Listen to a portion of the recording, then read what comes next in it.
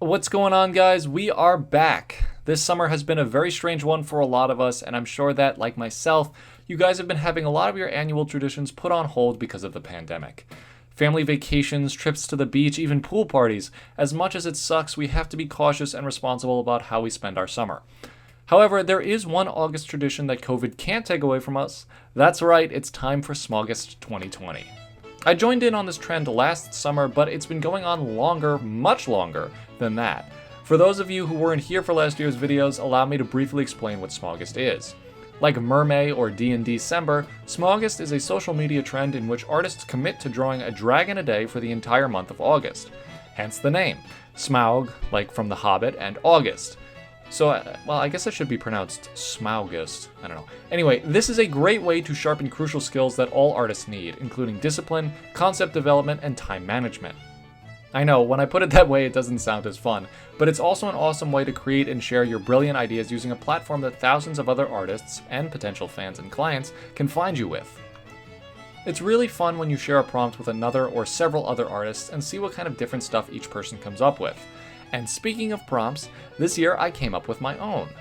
I themed my designs this month around an idea I had a few years back for a third-person class-based shooter where everyone plays as a dragon, set in an early 20th century war zone. So, basically steampunk dragon warfare. I don't know if that appeals to anyone. It's kinda niche. So with that theme in mind, I created 31 prompts for my Scales of War SMAUGUST, and today we'll be looking at what I created for the first 7 days of that list. We won't waste any more time, we're going to jump right into the process and lore for these 7 characters. Enjoy! Okay, so with the first one, my main goal was to help ease people into the whole idea of this kind of prompt list. At first glance, the whole thing is kind of confusing, and kind of off-brand from what a lot of people think of when they think of dragons. I wanted my first design to say simple enough that it wasn't going to feel too jarring, but of course, I still wanted it to be interesting. Recon is kind of a vague term, and that's the point of these prompts, so that people can interpret them in many different ways. Looking at reference images of World War I reconnaissance operatives, I learned that they mostly flew planes and collected information from the air, using specialized cameras that had a very distinct look. Of course, since I was designing a dragon, I didn't need to have her fly a plane. She could just fly. And why bother lugging around a giant camera when you could just have one built into your helmet, which I designed to look somewhat like these devices. I gave her very scrawny, nimble fingers and long arms, as I imagined her crawling around and trying to remain undetected behind enemy lines. A long, prehensile tail was also the perfect solution for a problem that arose once I realized I wanted to give her a notebook, but that one of her hands was already occupied. Having 3 body parts working at once gave this vibe of an obsessively dedicated operative, and so the lore I wrote reflected that sense of commitment. Agent File 001. Name Arliss Kyre. Designation Recon. Prior experience. Kyre served during the Wool Wars as a scout and informant for the Tower forces. She was captured during the final months of the war and spent time in an enemy POW camp. Psychological effects of her imprisonment are undetermined. The commander to whom this agent is assigned must be prepared to deal with insubordination. Insubordination not born of heresy or immaturity, but of a justified sense of unparalleled competence. Kyre is an experienced, expert scout, and while she may be stubborn, brash, and infuriating to work with, her pros far outweigh her cons. Do not touch her notebook.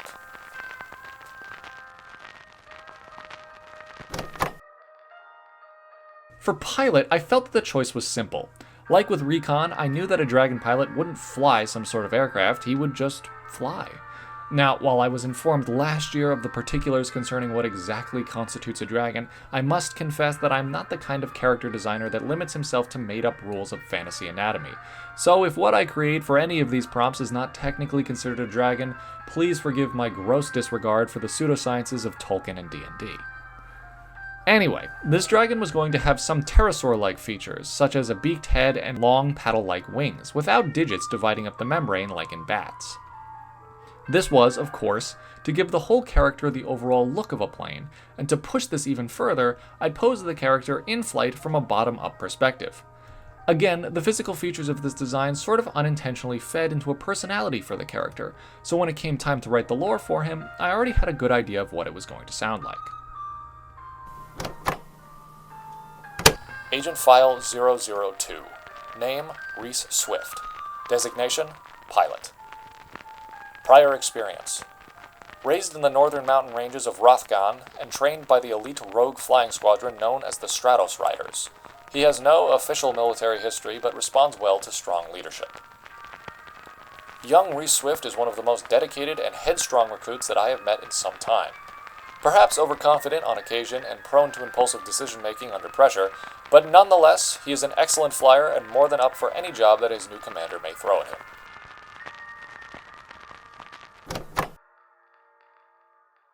I knew that the prompt trench was going to conjure up some very different images in different people's minds, and I just gotta say that I am so happy that some of you decided that your dragon design for this prompt was going to be a dragon wearing a trench coat. I love it. But my interpretation of this prompt was more in the context of early 20th century warfare, with trenches referring to the open tunnels dug through the battlefield. I thought it would be fun if this character was short, stocky, and built like a rock, like she spent her whole life crouched over in some underground passage that permanently compressed her spine.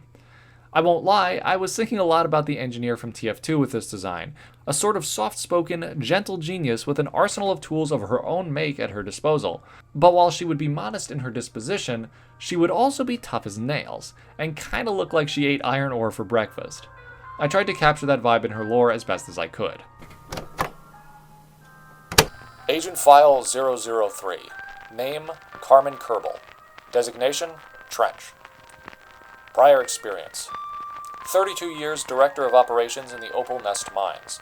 Kerbal has a complete mastery of all digging, drilling, and excavating equipment, and owns the patents to several unique tools of her own make and design.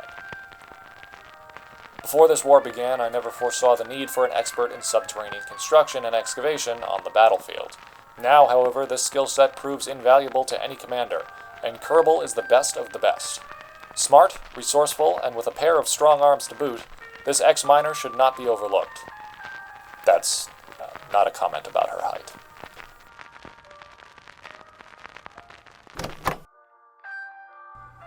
So guys, I have been really into sea creatures over the past few weeks. I mean, I've always loved sea creatures, but right now I'm going through an especially potent phase of research and deep diving into marine biology. So for the prompt Navy, I wanted the dragon to reflect a connection to the ocean as much, if not more, than a connection to a military. I thought that a barracuda would be an awesome point of reference for this maritime dragon, but I added some horns so that it wasn't just an anthropomorphized fish. Like with Kerbal the trench dragon, I felt like my Navy dragon wouldn't really need wings. Maybe this makes him not a dragon, but whatever. He swims, he doesn't fly. Sea dragon, that's a thing, right? The barracuda influence in his face immediately made me want to give him a very stern, very severe disposition. Like, this guy doesn't take crap from anyone, not even his commander. This personality gave me a really fun idea for a little story to accompany his design. Agent File 004. Name, Grizz Sparrow. Designation, Navy. Prior experience. Served as the captain of a DRK-31 naval flagship during the Wool Wars. Under his command, the ship secured victory for the Dungeon Army at Chiton Bay. He earned the nickname Ahab after obsessively pursuing an enemy ship for nearly 6 weeks. Captain Sparrow is a dangerous dragon. His leadership, navigational skills, and aptitude for nautical warfare are all exceptional, but his dishonorable discharge speaks for itself. When Ahab sets his mind to something, there's no changing it, and this is often at the expense of his crew and the commander he serves under.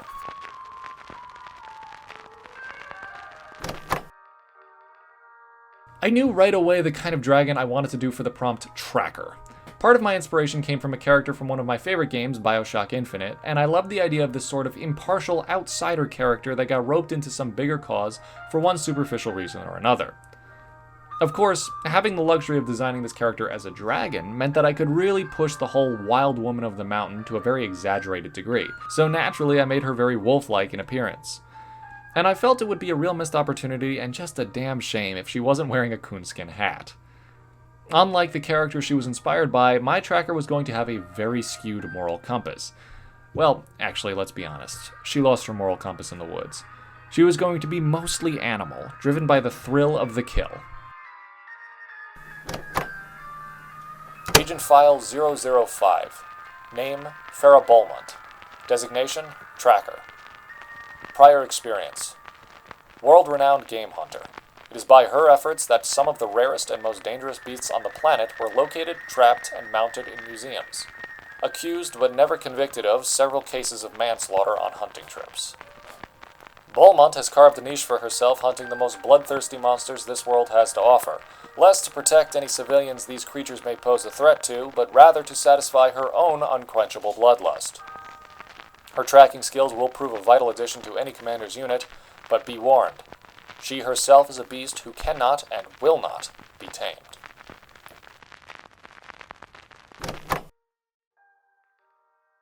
As someone who has over 2,400 hours of Team Fortress 2 playtime, it was hard for me to hear the word spy and not immediately think of the masked Frenchman with the butterfly knife. But of course, that spy is based more off of characters like James Bond, the sort of romanticized rogue in a sharp suit that became a popular trope in the 50s and 60s. This world, that was based more off of the general style and cultures of the 1910s and 20s, would certainly produce a very different looking kind of spy. Like some of you in Day 3, I felt that this character should be wearing a nice big trench coat with a classic old-time fedora to match. And as far as real-life inspiration for the dragon himself would go, I felt obliged to have this character possess many chameleon-like qualities. It just made sense for a reptilian spy. I'm sure my fellow Pokemon fans will agree. I also equipped him with a small revolver, and I posed him as if he was caught mid-action, or was ready to be busted at any moment. This pose, combined with the beady, surprised-looking eyes of the chameleon, painted a very clear picture in my head in regards to what this character's lore would be and his backstory. Agent File 006. Name, Carlos. Designation, Spy. Prior experience, 16 years as a private investigator. Hired by the and allegedly has been arrested several times but has always managed to escape police custody. Currently a wanted criminal of all the untrustworthy PIs I've met in my day, Carlos has to be the worst. He's not exceptionally despicable, he's just outstanding at his job. And yet, he's never been caught. Not by the law, not by his targets, and not by the clients who hired him and with his. Perhaps a strong commander could bring out his true colors. For the last prompt of this week, General, I was actually kind of stumped. I had a hard time coming up with an idea for a character that would feel new and unique, and still looked like the stereotypical General. In retrospect, the character may have been more interesting if I thought less stereotypical and got more crazy with it, but for whatever reason, I went with the easy answer. Regardless, I didn't hate this design. I made her very linear, very symmetrical. The classic, no-nonsense honcho that got right down to business. It was only when I started writing her lore that I realized some potential for a more interesting character. Though I guess the fact that she's a dragon wearing gloves and boots is already pretty unique in and of itself. Agent File 007. Name, Tenma Schultz. Designation, General. Prior experience. Served as a general officer for the 9th Army of the Tower Forces during the Wool Wars. She received several medals of honor, including the Red Wings and Perpetua's Claw of Gallantry.